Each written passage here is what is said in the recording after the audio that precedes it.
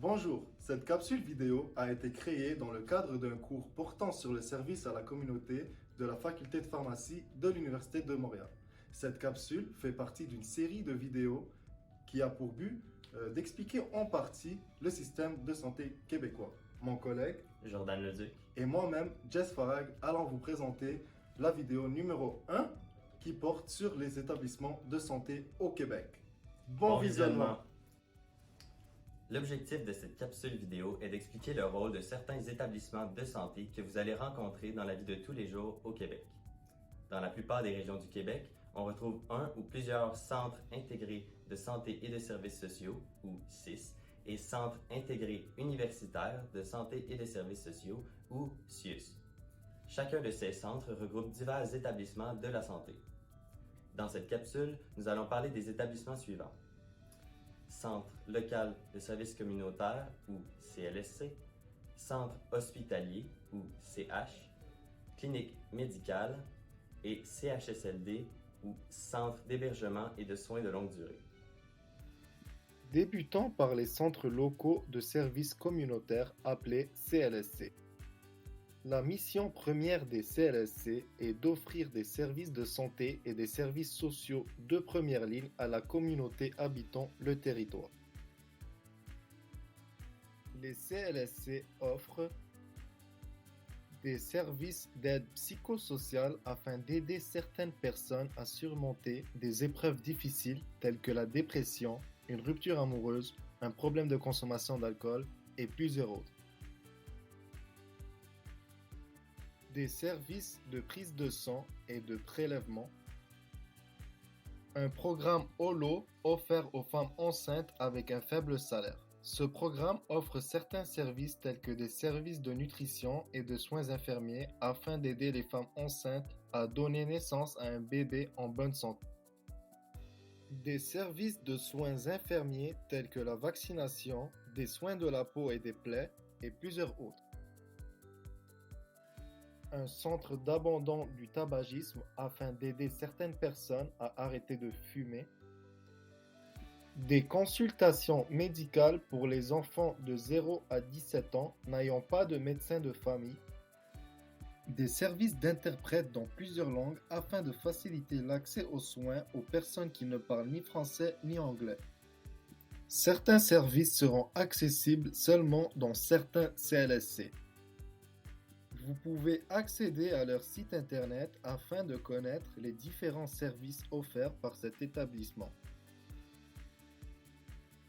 Pour prendre rendez-vous, vous pouvez appeler directement le CLSC de votre territoire ou via internet sur le portail de Clic Santé. Maintenant, parlons des centres hospitaliers ou CH. Un centre hospitalier, communément appelé hôpital, est un établissement de santé qui offre des services diagnostiques et des soins médicaux généraux et spécialisés. Dans un centre hospitalier, on retrouve plusieurs médecins spécialistes comme les cardiologues ou les chirurgiens. Généralement, c'est le médecin de famille ou généraliste qui vous réfère à un spécialiste en milieu hospitalier.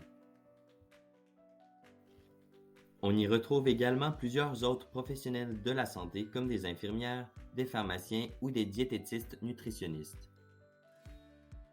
Vous pouvez vous rendre à l'hôpital si vous avez un rendez-vous avec un professionnel de la santé pour un service tel qu'une consultation médicale ou une imagerie médicale par exemple. Vous pouvez aussi vous rendre sans rendez-vous au département d'urgence de l'hôpital si vous êtes dans une situation urgente. Si vous ne pouvez pas conduire jusqu'à l'hôpital en cas d'urgence, vous pouvez appeler en tout temps le 911 pour utiliser un service de transport d'urgence ou ambulance payant dont les frais débutent à 125 $. Dans certains cas précis, ces services ambulanciers sont toutefois gratuits. Une fois arrivé à l'urgence, un système de triage permettra d'évaluer la gravité de votre état pour établir des priorités. Autrement, afin de répondre à vos questionnements par rapport à votre état de santé, vous pouvez aussi appeler en tout temps InfoSanté 811 qui offre un service de consultation par téléphone totalement gratuit et confidentiel. Un infirmier ou une infirmière répondra alors rapidement à votre appel, fera des recommandations selon votre état de santé et vous redirigera, au besoin, vers un établissement de santé adéquat.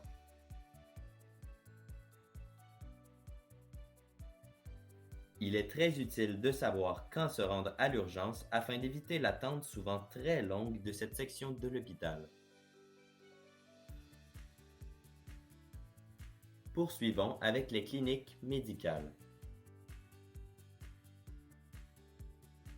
Tout d'abord, il est important de comprendre qu'il existe deux catégories de cliniques médicales, des cliniques publiques et des cliniques privées.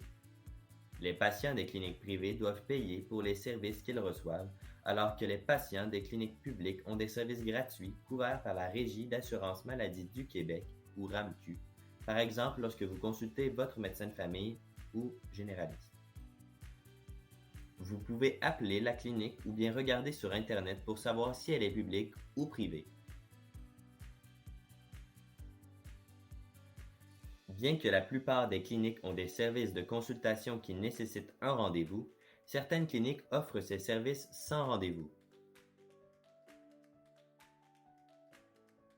Dans une clinique médicale, on retrouve plusieurs médecins généralistes ou spécialistes selon la mission de l'établissement en question.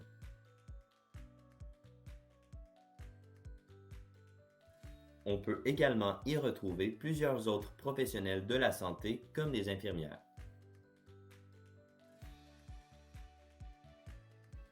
À noter qu'il existe plusieurs types de cliniques médicales. Par exemple, les cliniques de périnatalité offrent des suivis de grossesse aux femmes enceintes. La clinique Le Plein Ciel et la clinique médicale L'Envolée sont des exemples de cliniques qui font des suivis de grossesse à Montréal. Cependant, il est important de noter que ce ne sont pas toutes les cliniques qui acceptent des nouveaux patients.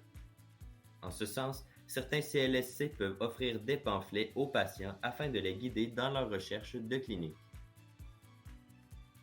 Continuons avec les centres d'hébergement et de soins de longue durée appelés CHSLD.